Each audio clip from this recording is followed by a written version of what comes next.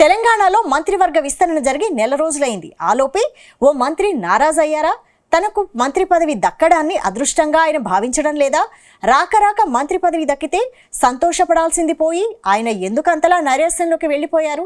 ఇంతకీ ఆయనకు దక్కిన శాఖలతో సంతృప్తిగా లేరా, లేక పాలనపై పట్టు సాధించలేకపోతున్నారా?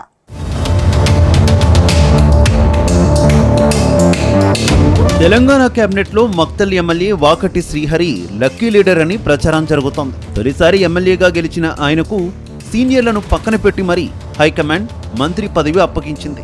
బీసీ ముదిరాజ్ సామాజిక వర్గం కావడం, ఏఐసీసీ చీఫ్ మల్లికార్జున ఖర్గేతో మంచి సంబంధాలు ఉండడంతో ఆయనకు మంత్రి పదవి దక్కింది. కానీ మంత్రి పదవి దక్కినా వాకటి శ్రీహరిలో ఆనందం లేకుండా పోయింది. తనకు కేటాయించిన శాఖలన్నీ గందరగోళంగా ఉన్నాయని మంత్రి చెబుతున్నారు. తనకు 5 మంత్రిత్వ శాఖలు ఇచ్చారని, అన్నీ అలాగే ఉన్నాయని ఆయన కంగారు పడిపోతున్నారు. ఈ కంగారులోని ఆయన నోరు జారారు. ఇప్పుడు ఆయన కామెంట్స్ అధికార పార్టీలో చర్చనీయాంశంగా మారాయి.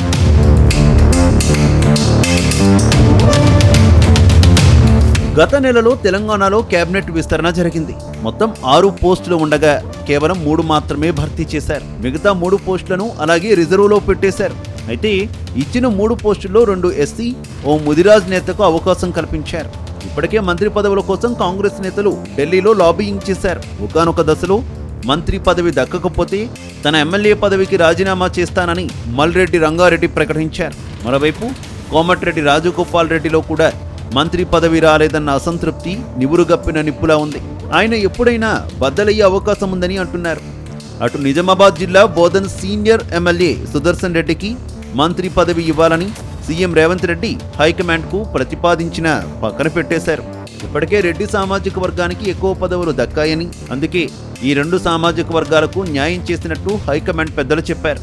అయితే మంత్రి పదవి ఆనందంగా స్వీకరించిన వాకిటి శ్రీహరి కేవలం నెల రోజుల్లోనే హాట్ కామెంట్స్ చేశారు. ఇప్పుడైన కామెంట్స్ పై సీఎంఓ వర్గాల్లో జోరుగా చర్చ జరుగుతున్నట్టు తెలుస్తోంది.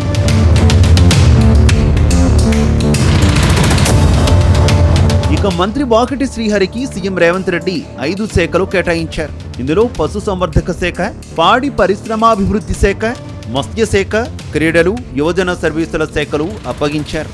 అయితే ఏ శాఖలోనూ ఆయన సరైన రీతిలో వ్యవహరించలేకపోతున్నారు. ఈ విషయాన్ని ఆయనే చెప్పుకున్నారు. తన అదృష్టమో దురదృష్టమో తెలియడం లేదంటున్నారు. ఈ శాఖలు గందరగోళంగా ఉన్నాయని, యువజన సర్వీసుల వంటి శాఖలతో తనకు ఎలాంటి ఉపయోగం లేదన్నారు. అయితే మంత్రి పదవి వచ్చిన తర్వాతనే ఎక్కువగా అసంతృప్తికి గురవుతున్నానని ఆయన మాటల ద్వారా తెలుస్తోంది. సాధారణంగా మంత్రులు తన శాఖల మీద పట్టు సాధించాలంటే మాట వినే అధికారుల్ని పెట్టుకుంటారు. తనకు శాఖపై అవగాహన లేదనుకుంటే అన్నీ తానై నడిపించే అధికారులతో పనులు చేయించేసి మెరుగైన ఫలితాలు వస్తే తమ పేరు చెప్పుకుంటారు. కానీ ఇక్కడ శ్రీహరి పదవి వచ్చినా తన శాఖల్లో గందరగోళం ఉందని చెప్పడం ద్వారా సంతృప్తిగా లేరని చెబుతున్నారు.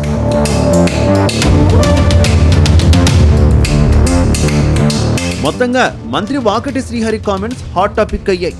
ఆయనకు తన శాఖల అధికారులు సహకరించడం లేదా, ఇంకేదైనా కారణముందా అని సీఎంఓ వర్గాలు ఆరా తీస్తున్నట్టు సమాచారం. మరోవైపు గత బీఆర్ఎస్ ప్రభుత్వంలో అన్ని శాఖలు నిర్వీర్యమయ్యాయని, అందుకే మంత్రి ఘాటుగా స్పందించాల్సి వచ్చిందని పార్టీ వర్గాలంటున్నాయి. ఏది ఏమైనా మంత్రి శ్రీహరి మాటలు మాత్రం పార్టీని కాస్త ఇరకాటంలోకి నెట్టేశాయని ప్రచారం జరుగుతోంది.